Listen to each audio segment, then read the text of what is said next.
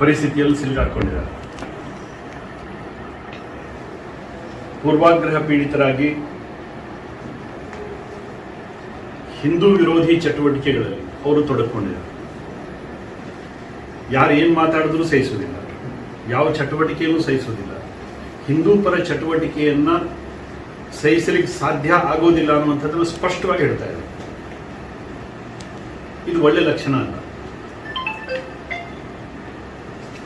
ಪ್ರಜಾಪ್ರಭುತ್ವದಲ್ಲಿ ಒಂದು ರಾಜಕೀಯ ಪಕ್ಷ ಮತ್ತೊಂದು ರಾಜಕೀಯ ಪಕ್ಷದ ಸಿದ್ಧಾಂತಗಳನ್ನು ವಿರೋಧಿಸ್ತಕ್ಕಂಥದ್ದು, ಅದರ ಬಗ್ಗೆ ಚರ್ಚೆ ಮಾಡ್ತಕ್ಕಂಥದ್ದು ಸ್ವಾಭಾವಿಕ. ಆದರೆ ರಾಜಕೀಯ ಪಕ್ಷವನ್ನು ವಿರೋಧಿಸುವ ನೆಪದಲ್ಲಿ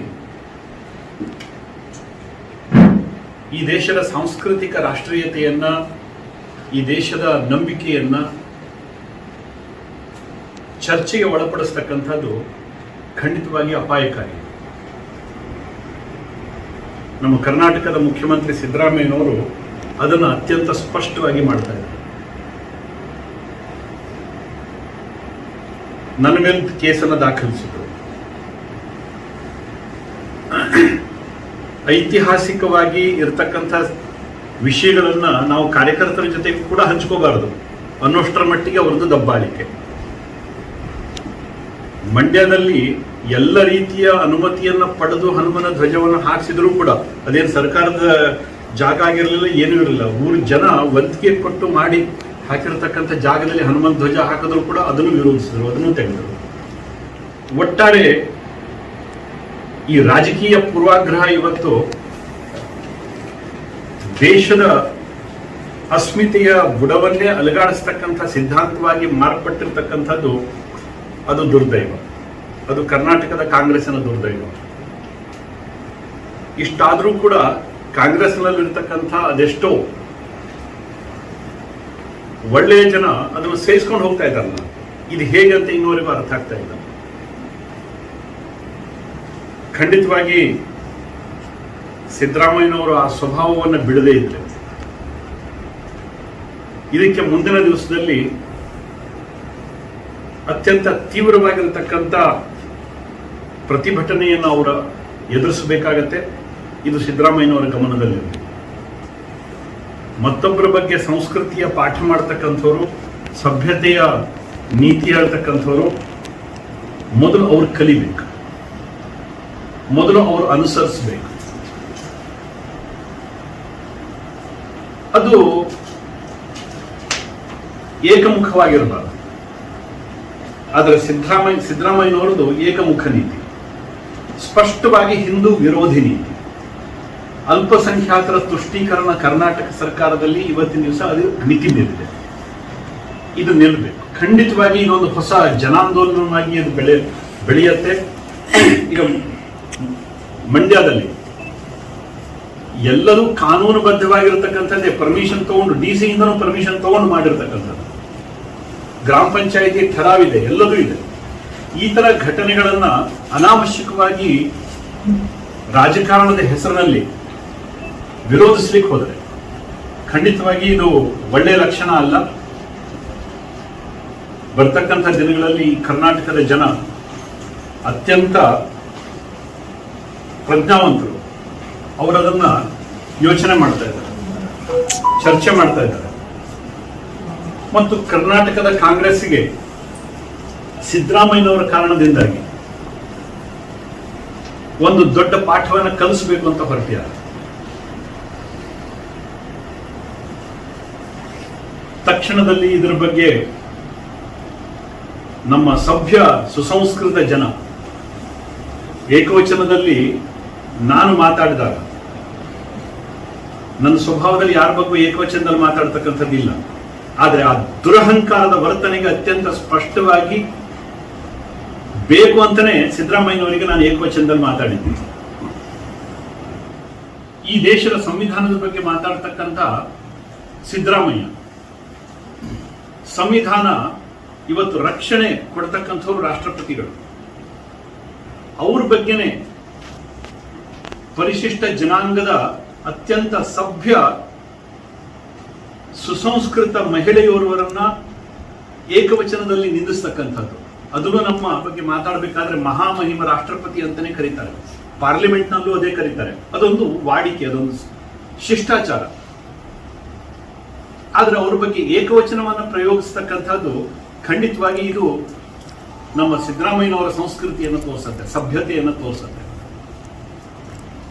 ಇದ್ರ ಬಗ್ಗೆ ಚರ್ಚೆ ವಿಚರ್ಚೆ ಮಾಡ್ತಕ್ಕಂಥ ಪ್ರಜ್ಞಾವಂತರು ಸ್ಪಷ್ಟೀಕರಣ ಕೊಡಬೇಕು. ಅವ್ರು ಎಲ್ಲಿ ಹೋಗಿದಾರೋ ಗೊತ್ತಿಲ್ಲ. ನಾವು ಮಾತಾಡಿದಾಗ ಮಾತ್ರ ಏನೋ ಆಕಾಶದಲ್ಲಿ ಎಲ್ಲಾ ನಕ್ಷತ್ರಗಳು ಒಂದೇ ಸರಿ ಉದುರು ಬಿದ್ದ ರೀತಿಯಲ್ಲಿ ಮಾತಾಡತಕ್ಕಂಥವ್ರು ಸಿದ್ದರಾಮಯ್ಯನವರು ಮತ್ತು ಕಾಂಗ್ರೆಸ್ಸಿನ ಕೆಲವು ಶಾಸಕರು ಮಾತಾಡಿರ್ತಕ್ಕಂಥ ರೀತಿ, ಕೆಲವು ಮಂತ್ರಿಗಳು ಮಾತಾಡಿರ್ತಕ್ಕಂಥ ರೀತಿ, ಇದನ್ನ ತೂಗಿ ನೋಡಬೇಕು.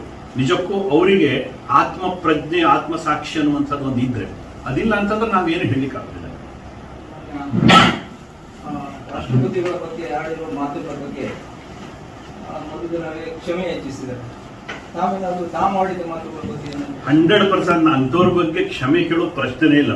ಅವರ ಸಂಸ್ಕಾರದಲ್ಲೇ ಬಂದಿರತಕ್ಕಂಥದ್ದು. ಅಪಮಾನ ಮಾಡ್ಕೊಂಡು ಆಮೇಲೆ ಸಭ್ಯತೆಯ ನಾಟಕ ಆಡಿದ್ರೆ ಇದೊಂದು ದೊಡ್ಡ ನಾಟಕ. ಖಂಡಿತವಾಗಿ ಸಿದ್ದರಾಮಯ್ಯನವ್ರ ಬಗ್ಗೆ ಯಾವ ರೀತಿಯ ಮುಲಾಜು ಇಲ್ಲ, ಮುಜುಗರನೂ ಇಲ್ಲ. ಆ ಮನುಷ್ಯ ಮೊದಲು ಸಭ್ಯತೆ ಏನು ಅಂತ ಅರ್ಥ ಮಾಡ್ಕೊಳ್ಳಿ, ಆಮೇಲೆ ಉಳಿದಿದ್ದೆಲ್ಲ ಮಾತಾಡ್ತೀನಿ. ರಾಷ್ಟ್ರಪತಿಯ ಬಗ್ಗೆ ಅವಹೇಳನವಾಗಿ ಮಾತನಾಡಿರುವುದಕ್ಕೆ ಕೇಸ್ ರಿಜಿಸ್ಟ್ರಿ ಏನು ಮಾಡ್ತಾರೆ ಪಕ್ಷದ ವತಿಯಿಂದ? ಖಂಡಿತವಾಗಿ ಅದ್ರ ಬಗ್ಗೆ ಯೋಚನೆ ನಡೆದಿದೆ. ಮುಂದಿನ ದಿವಸದಲ್ಲಿ ನೀವೇ ನೋಡ್ತೀವಿ.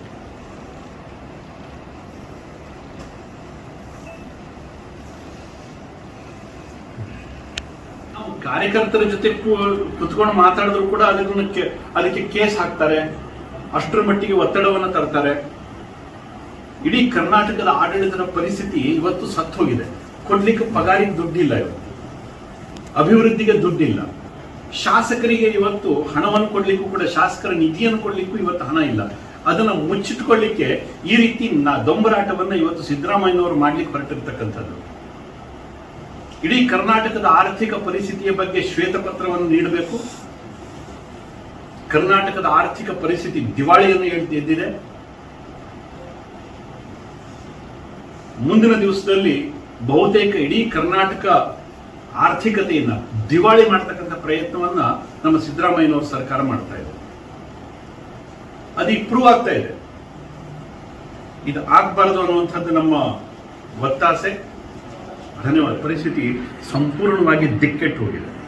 ಇದರ ಬಗ್ಗೆ ಕಾಂಗ್ರೆಸ್ ಸರ್ಕಾರ ಚುನಾವಣೆಗೆ ಮುಂಚೆ, ಲೋಕಸಭಾ ಚುನಾವಣೆಗೆ ಮುಂಚೆ ಶ್ವೇತಪತ್ರವನ್ನು ಬಿಡುಗಡೆ ಮಾಡಿ ಆರ್ಥಿಕ ಪರಿಸ್ಥಿತಿ, ಆಯ ವ್ಯಯ ಏನು ಪರಿಸ್ಥಿತಿ ಇದೆ, ಎಷ್ಟು ಮಂದಿಗೆ ಇವತ್ತು ಪಗಾರ ಕೊಡ್ಲಿಕ್ಕೆ ಆಗಲಿಲ್ಲ, ಆಸ್ ಆನ್ ಟುಡೇ ಅದು ಶ್ವೇತಪತ್ರವನ್ನು ಬಿಡುಗಡೆ ಮಾಡಲಿ ಕರ್ನಾಟಕದ ಜನರಿಗೆ ಗೊತ್ತಾಗಿದೆ ಇವರ ದುರಹಂಕಾರಿ ಆಡಳಿತ ಹೇಗೆ ನಡೆದಿದೆ. ಧನ್ಯವಾದಗಳು. ಪರಿಸ್ಥಿತಿಯಲ್ಲಿ ಸಿಲುಗಾಕೊಂಡಿದ್ದಾರೆ. ಪೂರ್ವಾಗ್ರಹ ಪೀಡಿತರಾಗಿ ಹಿಂದೂ ವಿರೋಧಿ ಚಟುವಟಿಕೆಗಳಲ್ಲಿ ಅವರು ತೊಡಗಿಕೊಂಡಿದ್ದಾರೆ. ಯಾರು ಏನು ಮಾತಾಡಿದ್ರೂ ಸಹಿಸುವುದಿಲ್ಲ, ಯಾವ ಚಟುವಟಿಕೆಯೂ ಸಹಿಸುವುದಿಲ್ಲ. ಹಿಂದೂ ಪರ ಚಟುವಟಿಕೆಯನ್ನ ಸಹಿಸಲಿಕ್ಕೆ ಸಾಧ್ಯ ಆಗೋದಿಲ್ಲ ಅನ್ನುವಂಥದ್ದನ್ನು ಸ್ಪಷ್ಟವಾಗಿ ಹೇಳ್ತಾ ಇದೆ. ಇದು ಒಳ್ಳೆ ಲಕ್ಷಣ ಅಲ್ಲ. ಪ್ರಜಾಪ್ರಭುತ್ವದಲ್ಲಿ ಒಂದು ರಾಜಕೀಯ ಪಕ್ಷ ಮತ್ತೊಂದು ರಾಜಕೀಯ ಪಕ್ಷದ ಸಿದ್ಧಾಂತಗಳನ್ನ ವಿರೋಧಿಸ್ತಕ್ಕಂಥದ್ದು, ಅದರ ಬಗ್ಗೆ ಚರ್ಚೆ ಮಾಡ್ತಕ್ಕಂಥದ್ದು ಸ್ವಾಭಾವಿಕ. ಆದರೆ ರಾಜಕೀಯ ಪಕ್ಷವನ್ನು ವಿರೋಧಿಸುವ ನೆಪದಲ್ಲಿ ಈ ದೇಶದ ಸಾಂಸ್ಕೃತಿಕ ರಾಷ್ಟ್ರೀಯತೆಯನ್ನ, ಈ ದೇಶದ ನಂಬಿಕೆಯನ್ನ ಚರ್ಚೆಗೆ ಒಳಪಡಿಸ್ತಕ್ಕಂಥದ್ದು ಖಂಡಿತವಾಗಿ ಅಪಾಯಕಾರಿ. ನಮ್ಮ ಕರ್ನಾಟಕದ ಮುಖ್ಯಮಂತ್ರಿ ಸಿದ್ದರಾಮಯ್ಯನವರು ಅದನ್ನು ಅತ್ಯಂತ ಸ್ಪಷ್ಟವಾಗಿ ಮಾಡ್ತಾ ಇದ್ದಾರೆ. ನನ್ನ ಮೇಲೆ ಕೇಸನ್ನು ದಾಖಲಿಸಿದರು. ಐತಿಹಾಸಿಕವಾಗಿ ಇರತಕ್ಕಂಥ ವಿಷಯಗಳನ್ನ ನಾವು ಕಾರ್ಯಕರ್ತರ ಜೊತೆ ಕೂಡ ಹಂಚ್ಕೋಬಾರದು ಅನ್ನೋಷ್ಟರ ಮಟ್ಟಿಗೆ ಅವರದ್ದು ದಬ್ಬಾಳಿಕೆ. ಮಂಡ್ಯದಲ್ಲಿ ಎಲ್ಲ ರೀತಿಯ ಅನುಮತಿಯನ್ನ ಪಡೆದು ಹನುಮನ ಧ್ವಜವನ್ನು ಹಾರಿಸಿದ್ರು ಕೂಡ ಅದೇನು ಸರ್ಕಾರದ ಜಾಗ ಆಗಿರಲಿಲ್ಲ, ಏನೂ ಇರಲಿಲ್ಲ. ಊರು ಜನ ವಂತಿಗೆ ಕೊಟ್ಟು ಮಾಡಿ ಹಾಕಿರತಕ್ಕಂಥ ಜಾಗದಲ್ಲಿ ಹನುಮನ್ ಧ್ವಜ ಹಾಕಿದ್ರು ಕೂಡ ಅದನ್ನು ವಿರೋಧಿಸಿದ್ರು, ಅದನ್ನು ತೆಗೆದರು. ಒಟ್ಟಾರೆ ಈ ರಾಜಕೀಯ ಪೂರ್ವಾಗ್ರಹ ಇವತ್ತು ದೇಶದ ಅಸ್ಮಿತೆಯ ಬುಡವನ್ನೇ ಅಲುಗಾಡಿಸ್ತಕ್ಕಂಥ ಸಿದ್ಧಾಂತವಾಗಿ ಮಾರ್ಪಟ್ಟಿರ್ತಕ್ಕಂಥದ್ದು ಅದು ದುರ್ದೈವ. ಅದು ಕರ್ನಾಟಕದ ಕಾಂಗ್ರೆಸ್ಸಿನ ದುರ್ದೈವ. ಇಷ್ಟಾದರೂ ಕೂಡ ಕಾಂಗ್ರೆಸ್ನಲ್ಲಿರ್ತಕ್ಕಂಥ ಅದೆಷ್ಟೋ ಒಳ್ಳೆಯ ಜನ ಅದನ್ನು ಸೇರಿಸ್ಕೊಂಡು ಹೋಗ್ತಾ ಇದ್ದಾರಲ್ಲ, ಇದು ಹೇಗೆ ಅಂತ ಇನ್ನೂವರೆಗೂ ಅರ್ಥ ಆಗ್ತಾ ಇಲ್ಲ. ಖಂಡಿತವಾಗಿ ಸಿದ್ದರಾಮಯ್ಯನವರು ಆ ಸ್ವಭಾವವನ್ನು ಬಿಡದೇ ಇದ್ರೆ ಇದಕ್ಕೆ ಮುಂದಿನ ದಿವಸದಲ್ಲಿ ಅತ್ಯಂತ ತೀವ್ರವಾಗಿರತಕ್ಕಂಥ ಪ್ರತಿಭಟನೆಯನ್ನು ಅವರು ಎದುರಿಸಬೇಕಾಗತ್ತೆ. ಇದು ಸಿದ್ದರಾಮಯ್ಯನವರ ಗಮನದಲ್ಲಿದೆ. ಮತ್ತೊಬ್ಬರ ಬಗ್ಗೆ ಸಂಸ್ಕೃತಿಯ ಪಾಠ ಮಾಡ್ತಕ್ಕಂಥವ್ರು, ಸಭ್ಯತೆಯ ನೀತಿ ಹೇಳ್ತಕ್ಕಂಥವ್ರು ಮೊದಲು ಅವ್ರು ಕಲಿಬೇಕು, ಮೊದಲು ಅವರು ಅನುಸರಿಸಬೇಕು.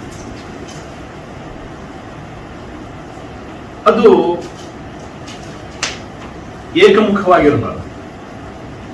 ಆದರೆ ಸಿದ್ದರಾಮಯ್ಯನವರದು ಏಕಮುಖ ನೀತಿ, ಸ್ಪಷ್ಟವಾಗಿ ಹಿಂದೂ ವಿರೋಧಿ ನೀತಿ, ಅಲ್ಪಸಂಖ್ಯಾತರ ತುಷ್ಟೀಕರಣ ಕರ್ನಾಟಕ ಸರ್ಕಾರದಲ್ಲಿ ಇವತ್ತಿನ ದಿವಸ ಅದು ಮಿತಿ ಮೀರಿದೆ.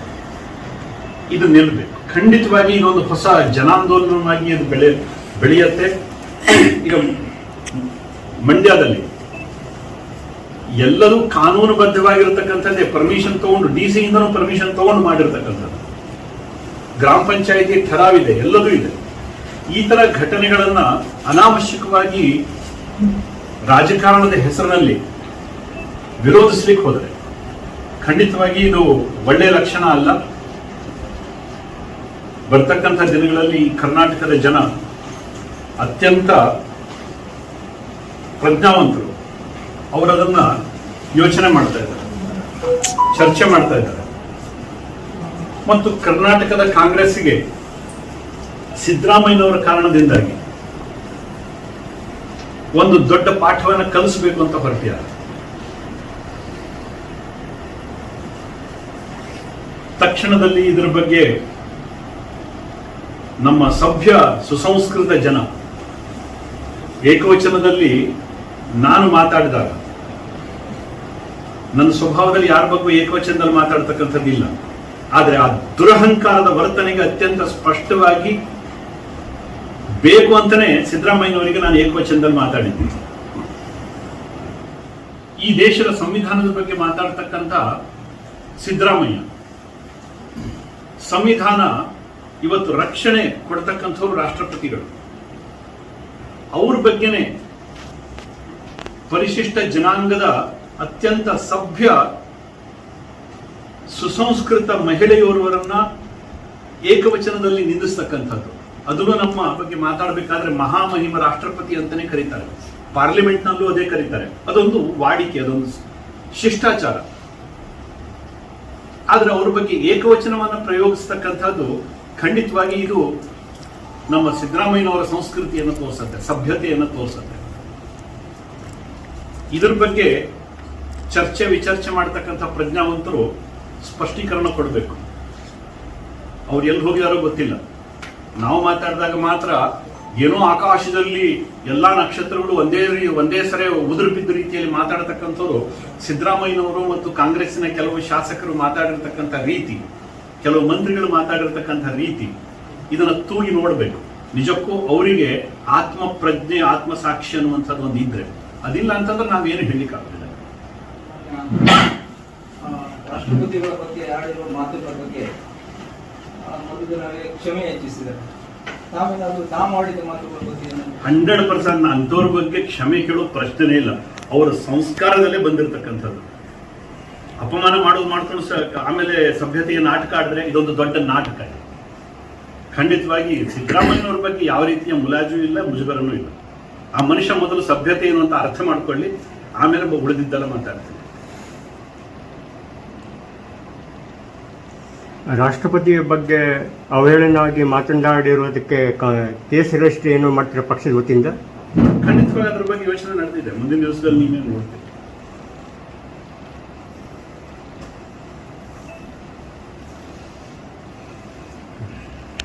ನಾವು ಕಾರ್ಯಕರ್ತರ ಜೊತೆ ಕುತ್ಕೊಂಡು ಮಾತಾಡಿದ್ರು ಕೂಡ ಅದಕ್ಕೆ ಕೇಸ್ ಹಾಕ್ತಾರೆ, ಅಷ್ಟರ ಮಟ್ಟಿಗೆ ಒತ್ತಡವನ್ನು ತರ್ತಾರೆ.